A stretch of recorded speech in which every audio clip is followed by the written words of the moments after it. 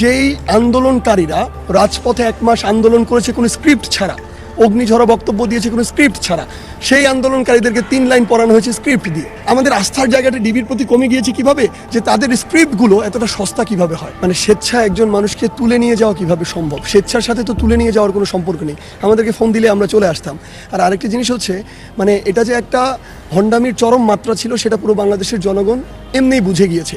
যেই আন্দোলনকারীরা রাজপথে 1 মাস আন্দোলন করেছে কোনো স্ক্রিপ্ট ছাড়া, অগ্নিঝরা বক্তব্য দিয়েছে কোনো স্ক্রিপ্ট ছাড়া, সেই আন্দোলনকারীদেরকে 3 লাইন পড়ানো হয়েছে স্ক্রিপ্ট দিয়ে। তো এটা যে স্ক্রিপ্টেড এটা তো বোঝা যায়, এটা প্রেসক্রাইবড একটা জিনিস।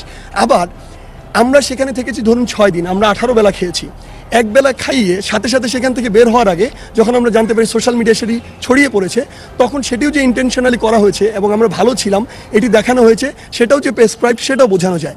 এমনকি আমাদের পরিবারের সদস্যরা, আমাদের টিচাররা একাধিক দিন গিয়ে ওইখানে সারা দিন দাঁড়িয়েছিল, তাদেরকে ঢুকতে দেওয়া হয়নি। যেই একদিন ঢুকিয়ে ইচ্ছা করে খাওয়ানো হয়েছে এবং ভিডিও করানো হয়েছে এবং এরপর আবার আর ঢুকতে দেওয়া হয়নি, সেটাও যে প্রেসক্রাইব, সেটা তাদের কার্যক্রমে বোঝা যায়। আমাদের আস্থার জায়গাটা ডিবির প্রতি কমে গিয়েছে কিভাবে, যে তাদের স্ক্রিপ্টগুলো এতটা সস্তা কিভাবে।